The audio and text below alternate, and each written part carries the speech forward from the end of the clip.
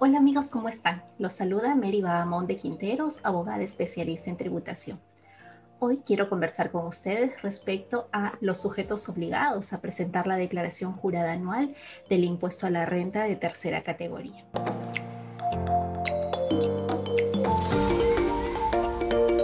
Hemos visto todos algunos posts de información que la SUNAT ha publicado respecto a qué sujetos se encuentran obligados a presentar esta declaración jurada anual. Y el post es bastante sucinto, en el que señala pues que están obligados a declarar aquellas empresas que hubieran tenido utilidad o que hubieran tenido pérdida durante el ejercicio 2020.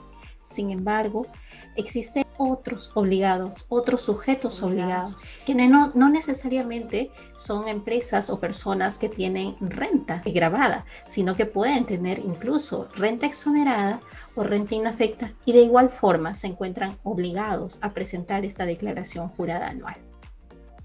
Así vemos dentro de nuestra legislación el artículo 79 de la Ley del Impuesto a la Renta, que establece los sujetos obligados a presentar la declaración jurada anual, concordado con el artículo 47 del reglamento. En este artículo 47 se establece que la declaración jurada anual del impuesto a la renta no tan solo comprende las rentas gravadas, sino también las rentas exoneradas y las rentas inafectas. Asimismo, recordemos que la resolución de superintendencia 271-2019, concordada y modificada en algunas partes por la resolución 229-2020, señala que se encuentran obligados a presentar la declaración jurada aquellas personas jurídicas o personas naturales que hubieran tenido ganancias o pérdidas de tercera categoría, ¿no? Estas dos últimas resoluciones no son las únicas resoluciones referidas a rentas a la declaración jurada anual de renta de tercera categoría, sino que en el ordenamiento tributario existen resoluciones adicionales que regulan esta obligación de presentar la declaración jurada anual.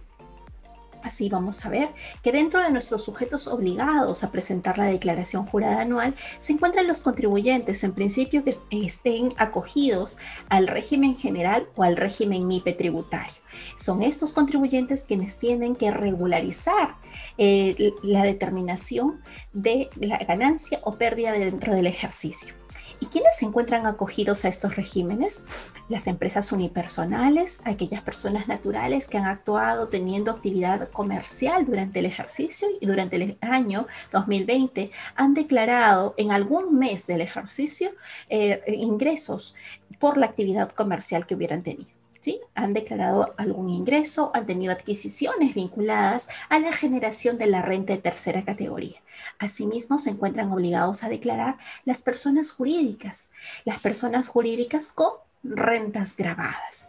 También las sucesiones indivisas, aquellas sucesiones indivisas que fallecido el causante durante el ejercicio 2020 hubieran heredado como parte de la masa hereditaria una empresa unipersonal, un negocio.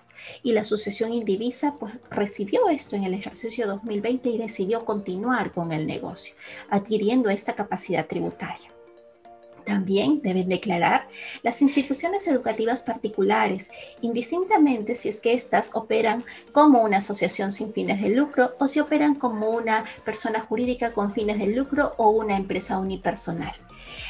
También deben declarar aquellas personas que durante el ejercicio 2020 hubieran obtenido rentas por enajenación de inmuebles de forma habitual. La habitualidad configurada porque durante el año 2020 han transferido más o a partir del tercer inmueble que hubieran enajenado. Asimismo, si es que hubieran adquirido un terreno, un inmueble para venderlo o construirlo y hubieran enajenado esos inmuebles o estos departamentos o lotes en los que los puedan haber dividido, esa renta se configurará como una renta de tercera categoría. ¿Sí? Entonces, estas rentas que inicialmente podrían ser consideradas como una ganancia de capital, se transforman en rentas de tercera categoría que tienen que ser regularizadas a través del régimen MIPE tributario o del régimen general. Asimismo, durante el ejercicio 2020, muchas personas naturales, emprendedores, iniciaron actividad comercial disfrazada esta de rentas de cuarta categoría. Vamos a analizar en este video qué supuestos conllevan a que esta renta de cuarta categoría en verdad se transforme en una renta de tercera categoría, ¿sí? A ver, ¿qué es lo que nos dice la jurisprudencia? La jurisprudencia nos dice que debemos identificar para presentar la declaración jurada anual de renta de tercera categoría en cuanto a empresas unipersonales, debemos identificar a una empresa unipersonal como una entidad contable. Y para identificarla como una entidad contable hay que identificar el patrimonio propio destinado a la generación de esta renta de tercera categoría. Identificar qué activos son los que están destinados para la generación de la actividad comercial. Y respecto de las rentas vinculadas a dichos activos, todo esto va a formar parte de la renta de tercera categoría de la empresa unipersonal. Así lo ha señalado el Tribunal Fiscal en esta resolución 154521 del 2011 y en esta resolución que es muchísimo más clara en la resolución 78192 del 2015. En la que invoca y señala que al momento de llevar la contabilidad de una empresa unipersonal, debe afectarse a dicha actividad la parte del patrimonio del titular que está involucrada en el negocio y ello encontrarse reflejado en el balance. Y de verificarse que existe un bien o un derecho que forma parte de la actividad empresarial, es imprescindible que toda la renta que generen esos bienes sea considerada como parte de la renta de tercera categoría. Esto es, si es que un inmueble está destinado para la generación de la renta de tercera categoría, un inmueble de la empresa unipersonal, que podría ser una planta de producción, y luego esta planta de producción ha sido arrendada, no corresponde que la empresa unipersonal reconozca una renta de primera categoría. ¿Por qué? Porque este inmueble fue activado como parte o inmueble afecto a la generación de la renta de tercera categoría. En consecuencia, corresponderá que emita una factura por esto. Entonces, hay que identificar en el caso de las empresas unipersonales esta distinción entre los bienes y derechos que forman parte del activo y parte del patrimonio contable de la empresa unipersonal, de aquellos bienes y derechos que no forman parte de la empresa unipersonal, sino que deberán ser considerados como parte de la declaración jurada anual de persona natural, porque constituye una renta de primera, constituye una renta de segunda categoría, que debe ser considerada en otra declaración jurada, que es la declaración de jurada anual de persona natural. Asimismo, hay que verificar a las sucesiones indivisas, aquellas sucesiones indivisas que no se hubieran registrado o no hubieran modificado su calidad de contribuyente ante la SUNAT, deberán hacerlo con la partida de defunción del causante. Y si es que ellos deciden continuar con el negocio recibido como parte de la masa hereditaria, pues esta sucesión indivisa adquiere la capacidad tributaria, como bien lo señala la SUNAT en este informe 121/2009.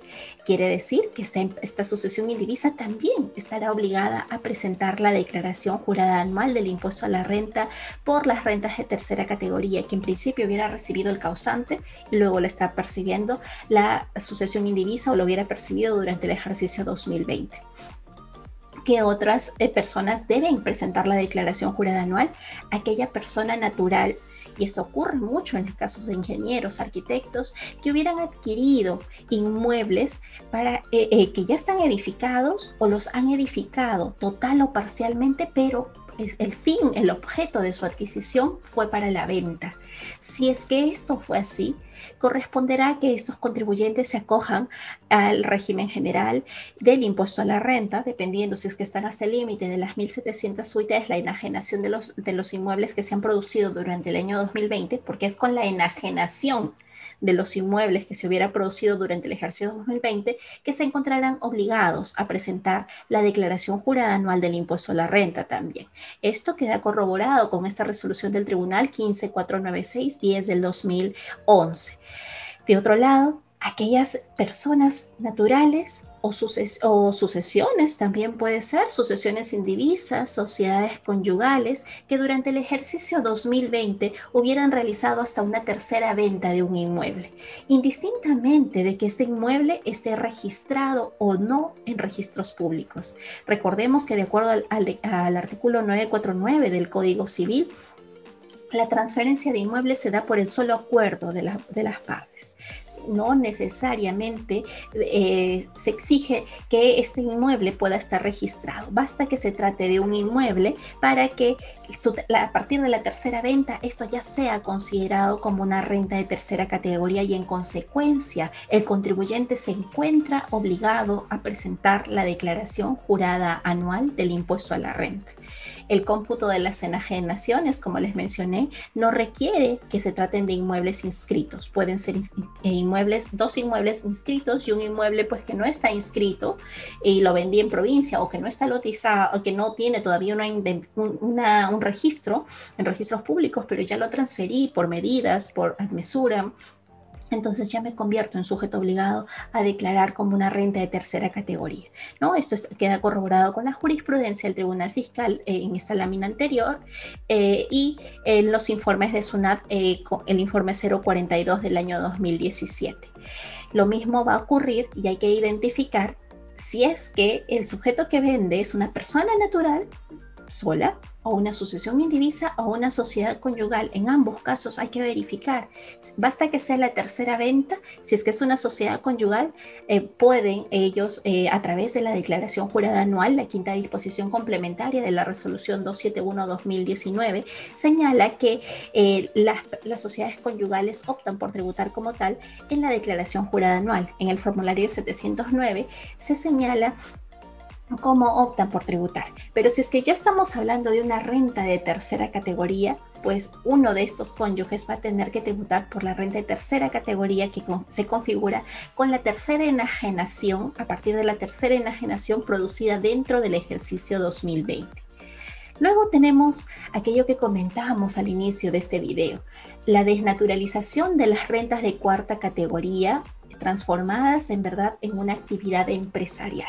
Y durante el año 2020 se ha producido esto con bastante frecuencia. Tanto es así que la SUNAT, a través de la fiscalización y el monitoreo de redes y la Big Data, ha podido identificar a muchas personas naturales que están inscritas en el RUC como personas naturales, pero estas personas han realizado adquisiciones, han emitido recibos pronorarios y estaban realizando paralelamente o conjuntamente rentas de tercera, percibiendo rentas de tercera categoría, estas como actividades comerciales. Esta resolución del Tribunal Fiscal es bastante interesante, la resolución 11.510.3/2009. En esta resolución analizan qué criterios hay que considerar para clasificar determinados ingresos como rentas de cuarta categoría. Y es que en el caso se ventiló el supuesto de un contador que prestaba sus servicios contables, pero además no lo prestaba solo él, sino que lo prestaba conjuntamente con un staff de contadores y destacaba a cada cliente a otros contadores. El Tribunal Fiscal en esta resolución muy interesante señala 3 criterios para identificar cuándo estamos ante una renta de cuarta o cuándo estamos ante una renta de tercera categoría. Y el primer criterio es que están comprendidos o la prestación del servicio, valga la redundancia, sola debe estar referida a prestación de servicio, es decir, no debe convenirse la entrega de un bien. No puede ser un servicio que termina en la entrega de un bien. ¿Cómo puede ocurrir, por ejemplo, con los médicos, nutricionistas, odontólogos que adicionalmente y dentro de su recibo por honorarios pues puedan considerar la venta de vitaminas, de medicamentos? Esto ya se considerará una renta de tercera categoría. Segundo, la segunda característica para diferenciar una renta tercera de una renta de cuarta categoría es que la prestación de servicios debe realizarse de forma individual y de forma personal. Si es que no se realiza de forma individual, sino que estamos asociados varios profesionales y que somos susceptibles de ser reemplazados por otros colegas, entonces esta renta ya no configura una renta de cuarta categoría, sino que se convierte en una renta de tercera categoría. Asimismo, la actividad no debe estar comprendida o expresamente comprendida como una renta de tercera categoría. Entonces, se desnaturaliza esta renta de cuarta categoría y se convierte en una de tercera categoría cuando el prestador del servicio puede ser reemplazado bajo su dirección y responsabilidad.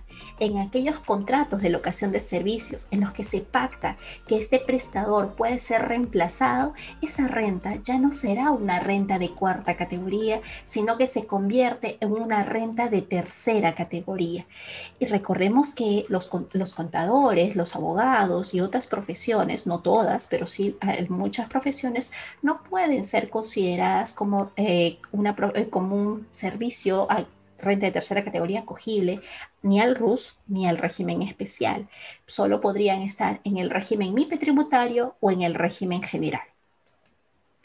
Es esta RTF, la 11510 de la Sala 3 del año 2009, en el que señala que los servicios de asesoría contable, en los que están comprendidos en principio en cuarta categoría, solo implican la prestación personal y a título individual, no cuando exista una explotación comercial, y menos aún cuando del contrato se puede evidenciar que es imprescindible y que no es imprescindible la presencia del contador público colegiado, sino que este puede ser reemplazado por asistentes o por otros contadores. En consecuencia, concluye en el caso el Tribunal Fiscal, confirmando el reparo de la Administración Tributaria, que las rentas percibidas por este contador no eran rentas de cuarta categoría, sino rentas de tercera categoría. Entonces, dada la jurisprudencia existente y dada la informalidad en la que muchos profesionales han operado en el ejercicio 2020, es conveniente que antes de que SUNAT inicie una fiscalización, analicemos si las rentas percibidas en verdad corresponden a rentas de cuarta categoría o hemos percibido rentas de tercera categoría. Máxime cuando esta información de nuestras adquisiciones vienen o la SUNAT las obtiene del DAOT y del movimiento de nuestros estados de cuenta, las adquisiciones que podemos haber realizado para vender bienes y que en verdad no eran rentas únicamente de cuarta, sino también percibía rentas de tercera categoría y que corresponden ser declaradas y regularizadas en la declaración jurada anual del impuesto a la renta. Aparte de las personas naturales que hemos analizado y de las personas jurídicas que sabemos que tienen que presentar la declaración jurada, las personas jurídicas que perciban renta gravada, ellas tienen que aprobar sus estados financieros. Luego tenemos a otras personas jurídicas, que son las personas jurídicas con renta inafecta, y dentro de ellas están las que prevé el artículo 18 de la Ley del Impuesto a la Renta, las entidades del Estado, las fundaciones que realicen actividad de investigación, las comunidades campesinas, las entidades de auxilio mutuo, los colegios profesionales, están obligados a presentar la declaración jurada anual del impuesto a la renta.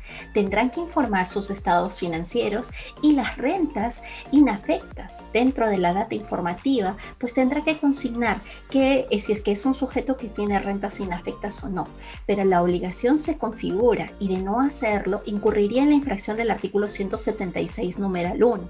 Asimismo, tienen que presentar la declaración jurada anual del impuesto a la renta las entidades exoneradas previstos en el artículo 19 inciso A e inciso B de la Ley del Impuesto a la Renta. En el inciso A están las iglesias, las sociedades religiosas. Toda aquella asociación que se ha constituido como una entidad religiosa tiene la obligación de presentar la declaración jurada anual del impuesto a la renta y obligada a informar cuáles son sus rentas exoneradas del impuesto a la renta. Asimismo, las asociaciones sin fines de lucro que tengan fines asistenciales, culturales, de salud, todas aquellas que cuenten con la exoneración, también tienen que presentar la declaración jurada anual del impuesto a la renta.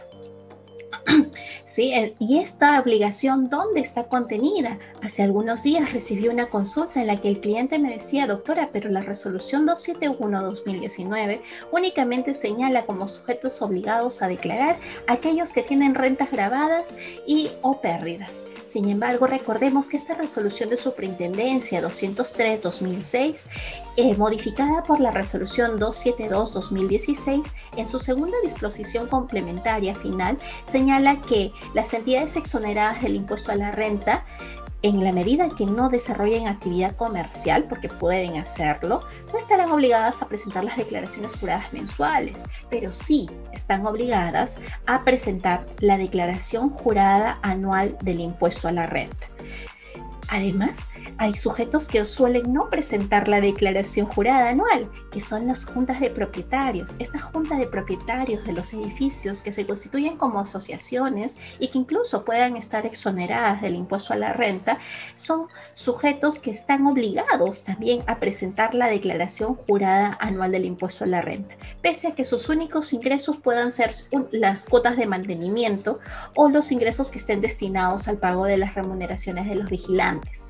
Esta información, los estados financieros tienen que ser declarados en la declaración jurada anual del impuesto a la renta. Esta RTF 14.11.8 de la Sala 9 del año 2012 señala que la exoneración del impuesto a la renta solamente dispensa del pago del tributo al contribuyente.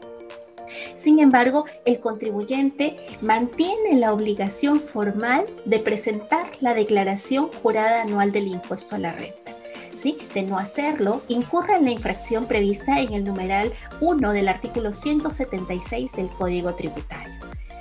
¿Qué otros sujetos se encuentran obligados a declarar? Aquellos que durante algún mes del ejercicio 2020 hubieran solicitado la suspensión temporal de sus actividades. Sin embargo, basta que en un mes hubieran declarado ingresos gravados, tienen la obligación de presentar la declaración jurada anual del impuesto a la renta. En esta RTF 6423 de la Sala 1 del 2014 señala que el contribuyente solicitó la suspensión en el mes de marzo, declaró ingresos gravados de enero a marzo y luego tiene que presentar, puede haber reiniciado o no, pero tendrá la obligación de presentar esta declaración jurada anual del impuesto a la renta. Supuesto distinto se configura en el caso que un contribuyente durante el ejercicio 2020 hubiera presentado sus declaraciones con cero ingresos durante todo el ejercicio, sin haber suspendido sus actividades o habiéndolas suspendido, no hubiera percibido renta gravada.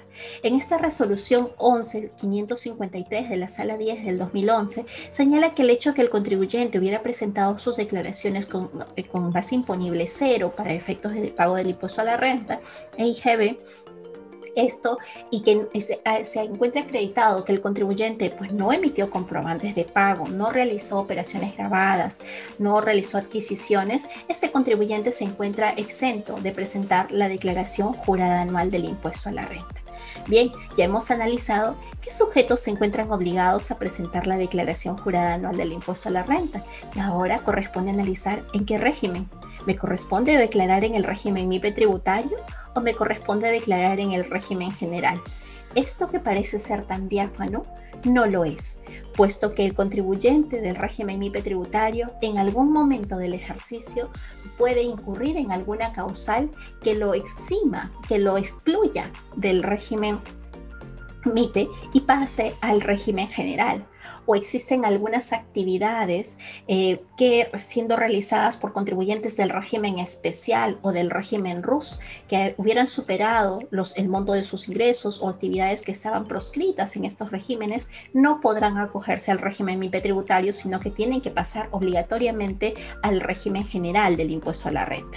Así tenemos que dentro de los contribuyentes que se encuentran excluidos de declarar en el régimen MIPE tributario son los contribuyentes que se encuentran comprendidos en la Ley de Promoción de la Amazonía, en la Ley del Sector Agrario, esta ley que señala que está derogada, la Ley 27.360, pero que desarrolla en actividad agraria o agrícola, la Ley de Promoción del desarrollo de actividades productivas en zonas altoandinas, ley de Sofratagna, son sujetos que de acuerdo a la propia norma, la propia ley de MIPE, se encuentran o cuyas actividades se encuentran excluidas del MIPE.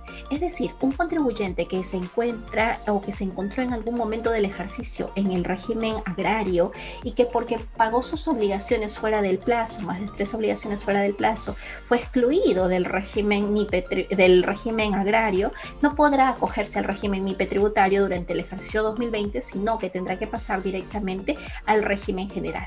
En consecuencia, la declaración jurada anual del impuesto a la renta tendrá que formularla como régimen general.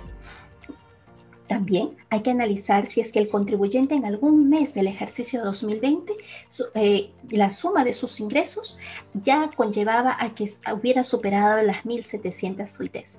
De haber superado las 1.700 UITs, corresponderá que presente la declaración jurada anual en el régimen general.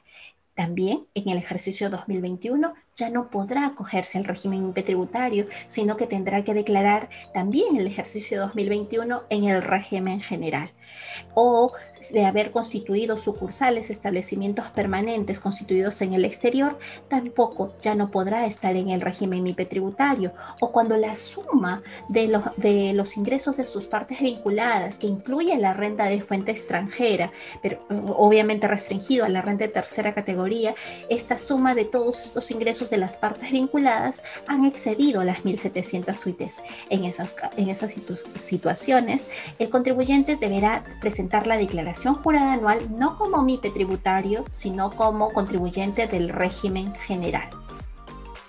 Existe la obligación entonces de pasar del MIPE tributario al régimen general cuando en un mes cualquiera del ejercicio se superaron los ingresos, las 1.700 UITs durante el ejercicio 2020. También se encuentran obligados a presentar en la declaración jurada anual como régimen general aquellos contribuyentes que no se acogieron válidamente al régimen MIPE tributario. Quiere decir aquellos contribuyentes que no presentaron dentro del plazo del vencimiento establecido por la resolución de superintendencia de SUNAT que prorrogó el cronograma, la declaración del mes de enero, dentro del plazo. Entonces, estos contribuyentes se encuentran ya en el régimen general. Tampoco podrán presentar la declaración como MIPE tributario a aquellos contribuyentes que fueron excluidos del régimen especial porque hicieron un cambio de giro de negocio y desempeñaron pues alguna actividad vinculada, por ejemplo, a venta de combustibles, transporte, construcción, algunas actividades como veterinarias, contabilidad y demás. Estas no podrán estar en el régimen en el régimen especial y pueden pasar al régimen MIPE tributario. Otros supuestos excluidos del RER podrán optar, en principio, señala la norma, por declarar en el MIPE o declarar en el régimen general. De no haberlo hecho y la SUNAT detectarlo, la SUNAT lo que va a evidenciar o va a verificar es el monto de los ingresos. Si es que están hasta 1.700 UITs, de oficio las incorporará en el MIPE, y si es que supera las 1.700 UITs, pues tendrá que incorporarla la SUNAT al régimen general. ¿Qué es lo que sucede cuando estos contribuyentes del régimen especial pasan al régimen MIPE tributario o al régimen general? La cartilla de SUNAT y la propia norma señala que se aplican los pagos mensuales, los saldos a favor a que se refiere el artículo 88 de la ley, pero se pierden este arrastre o de las pérdidas que puedan haber tenido, ¿no?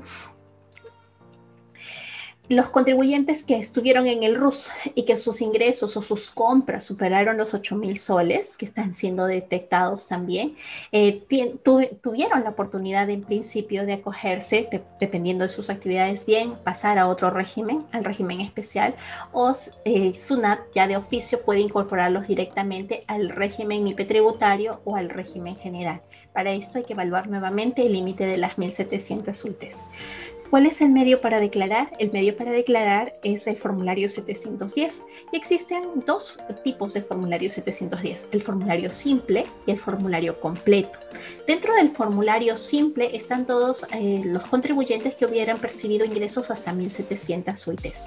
Aquellos contribuyentes que perciban menos de 1.700 UITs, pero que cuenten con un beneficio tributario, y como beneficio tributario no computa, por ejemplo, el tener un saldo a favor del exportador, no computa tener o tener algún beneficio o una compensación, no, eso no es un beneficio tributario, sino que tenga una tasa reducida Por ejemplo, soy una entidad exonerada, soy una entidad acogida al régimen agrario o al régimen de zonas altoandinas o régimen de Amazonía. Todas estas empresas o todas estas entidades que tienen un beneficio tributario como una exoneración o una tasa reducida del impuesto a la renta tienen la obligación de presentar la declaración jurada anual mediante el formulario completo, formulario 710 completo.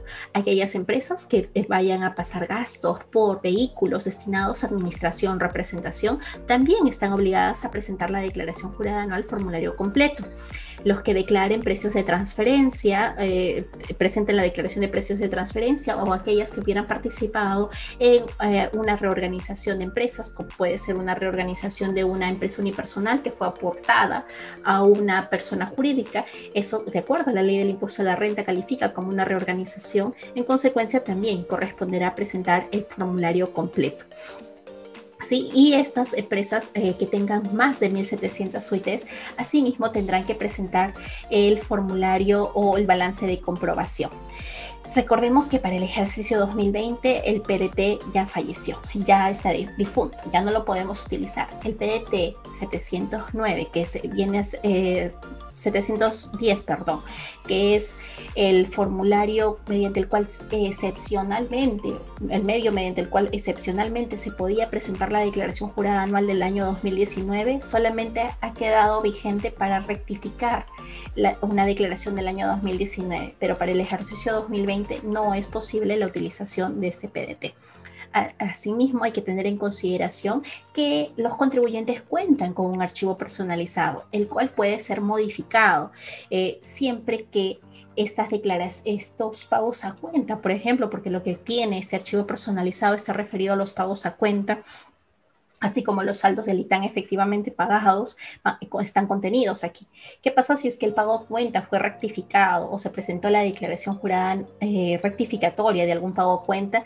Hay que tener en consideración que solamente puedo yo jalar aquellos pagos a cuenta respecto de los cuales hubieran surtido efecto la declaración jurada rectificatoria.